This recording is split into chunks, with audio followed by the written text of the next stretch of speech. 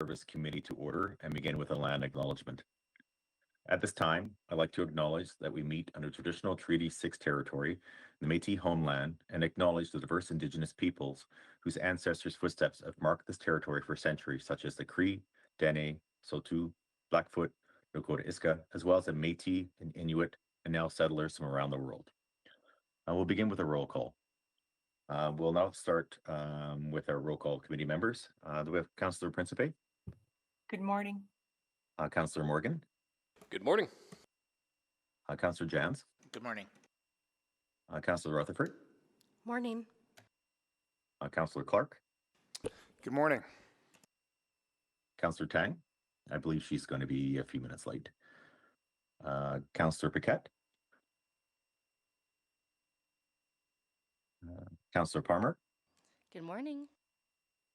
Councillor Salvador? Good morning. Councillor Stevenson? Good morning.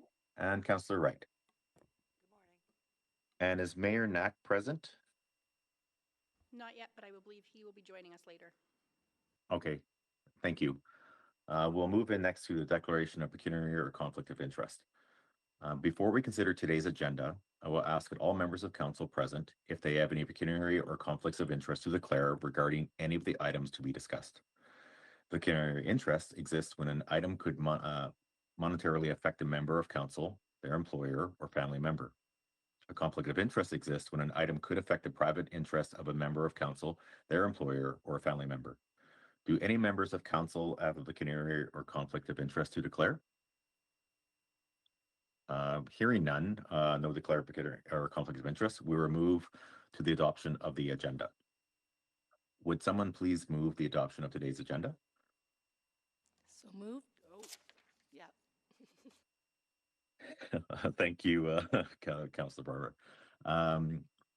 We'll please vote on the adoption of the agenda. Councillor Yes. Stevenson is yes. Thank you, Councillor Stevenson. Thank you, Councillor Jans. I'm a yes as well. Thank you, Councillor Elliott. Yes. Thank you, Councillor Rutherford. We have all the votes. Please display the vote.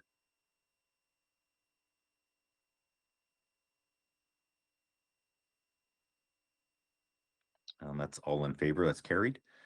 Would someone please move the adoption of the minutes from the December 12th? Point of order. Oh, pardon me. Apologies. Is it okay if I ask my question? Yes, please go Mayor ahead. Elliott? I tried to vote, but I wasn't able to vote on adoption of the agenda. Oh, thank you. Oh, can we recall the vote then, please? Yes, we can.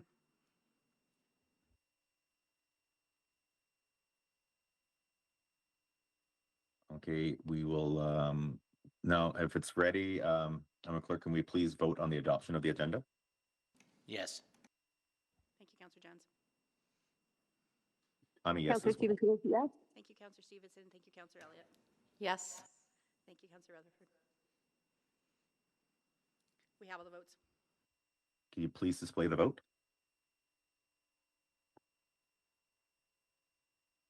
And that is carried. Now we'll move on to the adoption of the minutes. Would someone please move the adoption of the minutes from the December 12th, 2025 Council Services Committee meeting? Chair Elliott, I'll move the approval of the minutes. Okay, thank you. Please vote on the adoption of the minutes. Yes. Councillor Stevenson is yes. Thank you, Councillor Jans. Thank you, Councillor Stevenson. I'm a yes as well. Thank you, Councillor Elliott. Yes. Thank you, Councillor Rutherford. We have all the votes. Please display the vote.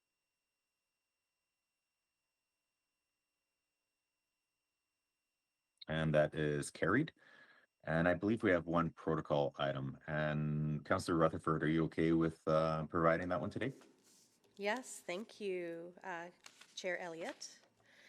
Good morning. It is my pleasure to share that this Saturday, March 14th, is Edmonton's first ever Arts District Day.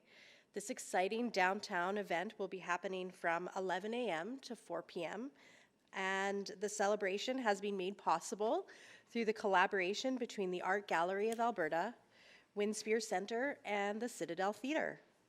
Art District Day will feature family-friendly programming, including guided exhibition tours, art making activities at the Art Gallery of Alberta, live music, and interactive experiences at the Winspear Centre, and theatre programming at the Citadel Theatre, all free of charge.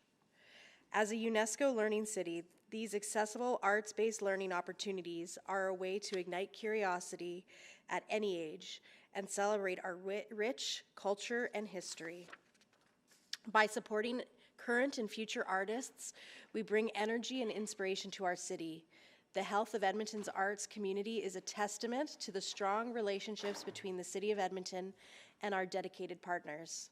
This brings me to the essential work of the Edmonton Arts Council. The EAC is a not-for-profit organization and an indispensable partner in fostering a more creative and prosperous Edmonton. Additional local partnerships include Ochichiwan Contemporary Art Center, iHuman Youth Society, Edmonton Public Library, the Royal Alberta Museum, and the YWCA of Edmonton. Their work goes well beyond a single day of celebration. These organizations ensure that arts and culture are not a luxury, but an integral component of community well-being and a key driver of economic development and innovation in our city. I personally sit on both the Edmonton Arts Council and the Edmonton Public Library and can attest to how integral these organizations are to creating opportunities for Edmontonians and especially youth to engage in arts and culture. I encourage all Edmontonians to participate in Arts District Day this weekend. Whether you're visiting the gallery for the first time, enjoying a free performance, or taking a moment to appreciate the beautiful architecture of our Arts District, your participation and support supports local artists and organizations that enrich our lives every single day. Let us celebrate the heart of our city's culture together. See you there.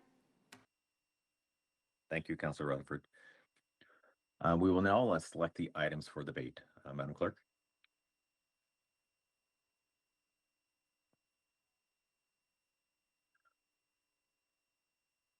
I believe the order of the committee who would like to select, I believe they should be on the screen right now. I'm just making sure we have that. Yep, Councillor Parmar is first on the list. Okay, Councillor Parmar. Thank you, Chair. I'd like to select items 7.1 and 7.2. Okay, thank you. And I believe that's everything that we have. And all reports have been selected.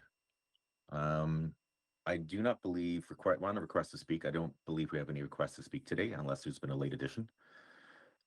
And requests for specific time on the agenda. We have no requests for time specifics today.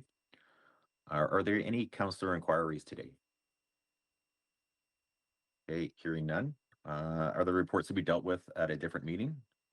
We do not have any. And I understand there's no request to reschedule reports, and there are no unfinished business. So this will bring us to our public report. We will begin with items 7.1 and 7.2. Does administration have a presentation today? Yes, we do. Thank you. Okay, we'll call for questions for the members of council. And I just want to find out if we have anything that has to go private. Please, we can, I guess, speak to this now. So if it would please committee, I do have a short presentation before we get to questions, if that would be permissible by the committee. I think that's fine. Thank you so much. Okay, thank you so much. Good morning. My name is Aileen Giesbrecht. I'm the city clerk here at the City of Edmonton.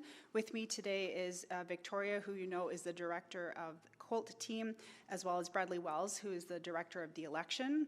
We've also brought some of our colleagues from financial services, both Harm Rai and Oliver Zaycock.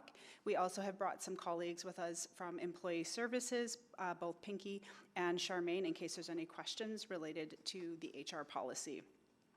As already indicated on your agenda, 7.1 and 7.2 are both cross-referenced. They're somewhat related to each other. And so at the end of the presentation, I'll sum up with some next steps and would welcome any questions that you might have. Next slide, please.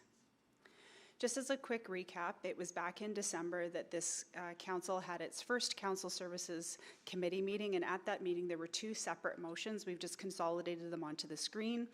The first motion was that administration review the ongoing common and ward budgets for both the office of the mayor and the councillors to develop some unfunded service packages. This was just in advance of the work that administration's doing on the 2027 to 30 ongoing operating budget.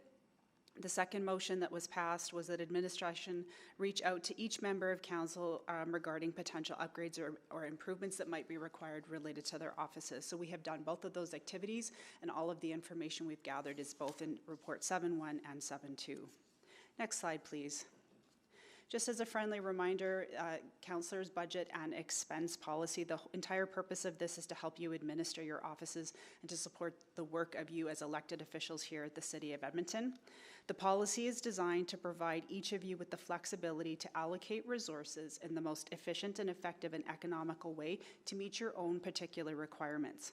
We are able to achieve economies of scale where practical by pooling resources, and we do so through the common use of the common budget. But again, accountability for how you manage your offices is up to yourself. The City of Edmonton funds the councillor expenses that fall within the general categories and expenditures within the councillor's budget and expense policy, and we do our very best to enable as much maximum transparency as regards to the expenses. Next slide, please. Again, we know you know this, but just to remind everybody that there's two buckets. The common budget is the centralized support that we provide to the office of the councillors, and each ward has its own pool of money. So the common budget, the total budget for 2026 is approximately 3.5 million. The total budget for the wards collectively is about 2.5 million, or $214,000 each. Next slide, please. Just want to go and give you a bit of context, just for those of you who are new particularly.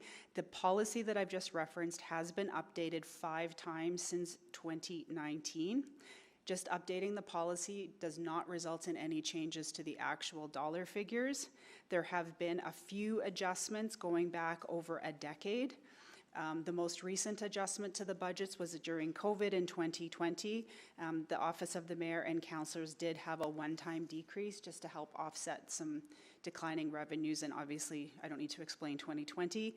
In 2018, there was an adjustment to increase the staff cost to indexing for the negotiated salary settlements, and that does continue, as you're all aware, for your staff that are out of scope confidential. And the last I would say more significant update, although still minor, was way back in 2013 when council directed an additional 0.4 FTEs. That is the last time there's been an adjustment up to each ward office being allocated 2 FTEs, and that was back in 2013. Next slide, please. Again, this is in your report, but we just wanted to provide you a high-level overview of the ward budget jurisdictional scan. As you know, municipalities vary greatly, not only across the province, but across Canada. So generally, jurisdictional scans can be a bit challenged because each city council manages your offices quite differently. Some cities provide less flexibility by providing all staff for the councillors. Some provide a lot more flexibility by letting the councillors staff their wards as they see fit. That is a council decision. We do always like to compare ourselves with Calgary, so they are our closest comparator, not competitor. And so even the dollar-to-dollar comparison is not fully illustrative, as there are different inclusions within their ward budgets. But you can see just the figures are quite different, and this is something that we have been aware of. Moving on to the next slide, I'm just going to pass you over to Oliver to explain the next 2 slides, and then I'll wrap up with next steps. Thanks, Aileen. So as we're aware, inflationary pressures have been significant over the last few years, and we're starting to see it in relation to our budgets. This graph shows how the ward and common budgets have been falling behind population growth over the last 8 years, and they're slowly decoupling at a larger rate. While population is not necessarily the only cost driver that influences your budgets, it's an influencing factor, definitely. And while personnel costs have been indexed based on collective settlements, the non-personnel costs have not increased, other than the last few moments where Aileen mentioned earlier. So that further is contributing to the shift you're seeing in this graph. Moving on to the next slide. You'll see, looking at the 2025 financial results for the Office of the Mayor and the Common and Ward budgets, you'll see while we've had historically positive variances, the variances are quite thin and quite modest, and we've seen these trends over the last few years. This year, the three budgets combined equates for a 3% variance of total budget. I'll turn it back over to Aileen to discuss next steps. Thank you. So as requested by committee, we have done some analysis, which is in the report. We have also consolidated the feedback that we've had from the offices. We are providing some recommendations in attachment 1, which are just for your consideration. We are treating this as preliminary budget discussions. These are not decisions that are being made today, but the recommendations that are coming forward from administration, we're here to answer any questions that you may have, but as they are draft right now, I would strongly suggest that you go in camera subject to sections 29 if you have any questions. If you do wish to advance anything for further analysis or to go directly to budget as unfunded, we would require direction in the form of a motion. And with that, we're happy to take any questions that you might have. Thank you for the presentation. We'll call for questions from the members of council at the moment. I move to go into private. I think we want to answer all the questions in private. Chair. Yeah, thank you. Thank you for that. So is Subject to sections, sorry, 29. okay, so the motion's on the board from Councillor Rutherford. Can we have a vote on the motion, please? Yes. Thank you, Councillor Jans. I'm also yes. Thank you, Councillor Stevenson. We have all the votes. Please display the votes. Motion's carried, and we'll just take a moment to move into private.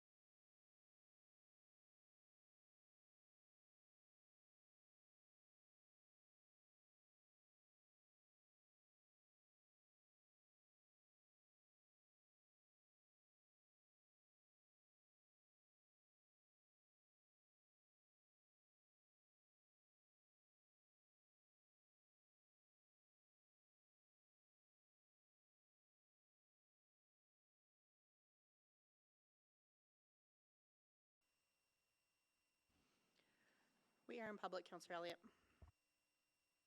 Okay, thank you for that. I was wondering if somebody could just take the chair while I just ask a question, please. You don't have to leave the chair in committee, Councillor Elliott. Okay, thank you for that. My question, this is for admin. I don't have the slide before me. I'm about to pull it up, but there's a slide that breaks down the differences like between Edmonton, Calgary. I believe you mentioned a reference Ottawa. Are you, because now that we're in public, are you able to provide just a brief synopsis of the differences? One, for my understanding, but for two, I believe it'd be beneficial for any person, because just looking at the numbers themselves can be, it would leave one to wonder why there's such a discrepancy. Are you able to provide a brief summary why Edmonton numbers are the way they are in comparison to others? So, if I understand the question correctly, it is up to, the budgets are set by each municipal council. The number of expenses that are eligible to be applied to both the ward budget and the common budget are set within the council-approved expense policy, and this is the budget that has been approved and has changed minimally since 2013. So the Okay, thank you discrepancy for- is each council sets its own budget. Okay, perfect. Thank you so much. And that's it for my questions. Councillor Stevenson? Yeah, thank you. I think I just want to put a motion on the floor if now is the appropriate time. I believe so, Councillor. Great.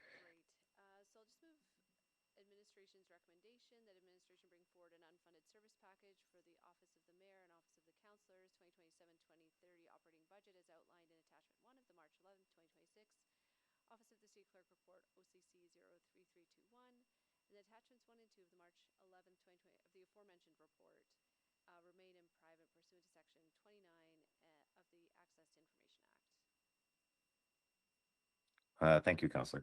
Now that's up on the board, I guess we'll put this up for the vote, please. Or actually, to anyone wish to speak on this motion?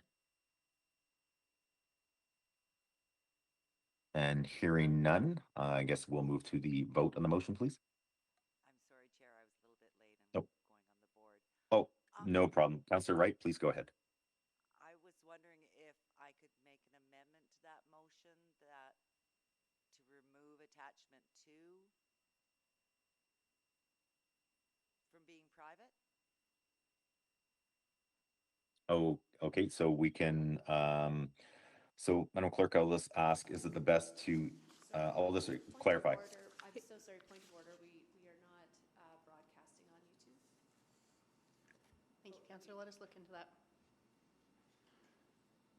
I do believe the live streaming is working, though. They cannot hear us. We will take one just quick moment to look at that.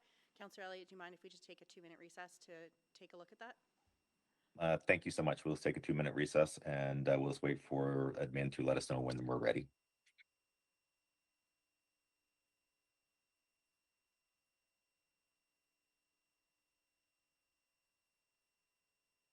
Think we're good, Nancy.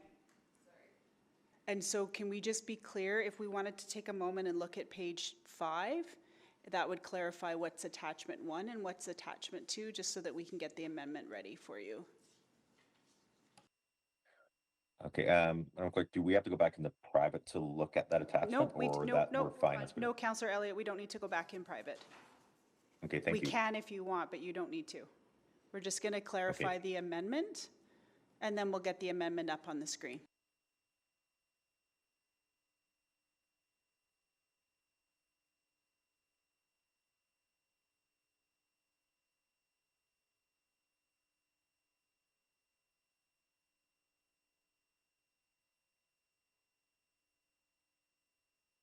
So when the amendment comes up, then we'll move to ask us any questions on that amendment, correctly? Just if I can ask Councillor Wright to confirm which one of the attachments is being deleted as to be kept in private? I will withdraw my amendment request and stick with the advice from officials, or advice of the city clerk. So we'll just leave them both in private.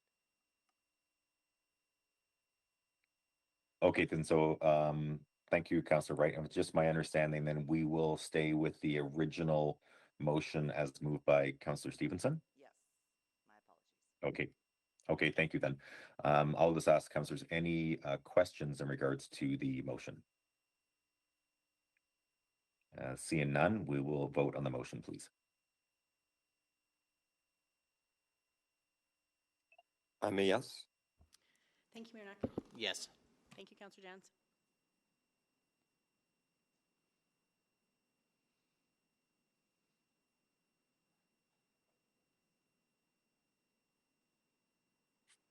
Just waiting for one more vote.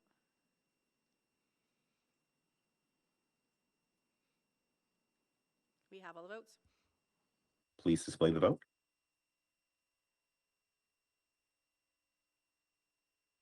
And that is carried 10-1. Now I guess we'll move into private reports, I believe, which there are none. And are there any notices of motion today? Because I understand there's going to be a couple presented.